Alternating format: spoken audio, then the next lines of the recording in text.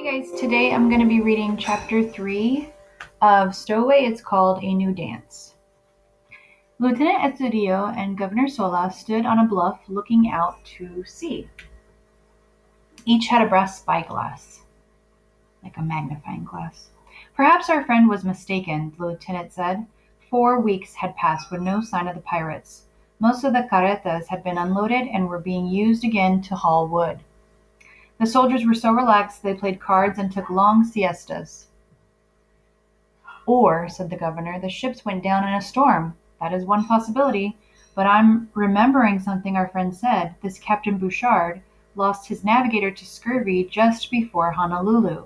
So maybe the pirate is lost and can't find his way to Monterey after all. The men laughed. They were confident the pirates were nowhere near Alta California, because word traveled fast along El Camino Real, the Royal Highway. This was the narrow, dusty road connecting the 20 Spanish missions between San Diego and San Francisco. And while there was always a donkey or two ambling along, important news such as this would be brought on galloping horse. Sola tucked his telescope into his belt. No, he said, I can't worry about trouble today. We have a fandango to attend. Come. The dance had already started. Carlito wore a white cotton shirt with red embroidery on the sleeves and collar. A blue satin vest came to his waist where a red sash held up his trousers. Some day he would be able to wear knee pants with black stockings like Papa. He watched his mother with the other women swirling in their bright skirts, then lifting their hands to clap. Stomp, stomp went their feet, which were laced into fine leather shoes barely seen under their ruffled hems. They laughed as their daughters imitated them nearby. Mama was pretty. Her brown hair was swept up into a tall comb with a lace mantle draped down her back. She was light-complected with brown eyes, a pure Castilian. Her beautiful smile caught Carlito. Then she and the others began to sing.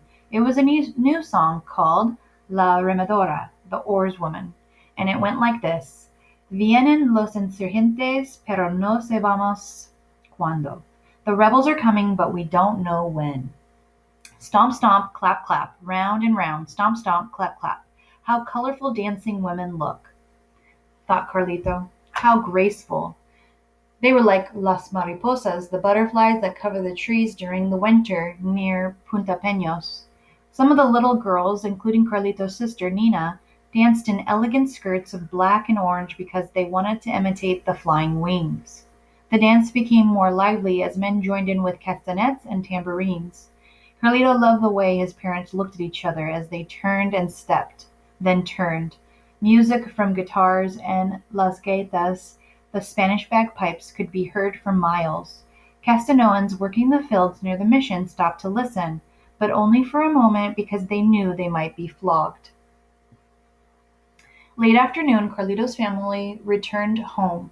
Their whitewashed adobe looked pink from the sunset, and the red-tiled roof held warmth from the day. Iron gates covered the windows, but no glass. The 2 small rooms with dirt floors were simply furnished. 3 beds, a few chairs, 1 table, a looking-glass on one side of the door, a crucifix on the other. There was no fireplace, only candlelight to warm them. A small kitchen was 20 feet away from the adobe, a protection against fire. This evening, Carlito's newlywed uncle and aunt, Tío Roberto and Tía Juanita, ate with them. There was a round loaf of bread, goat's milk cheese, beans, and gazpacho. A cool soup made from tomatoes, cucumbers, olive oil, and garlic.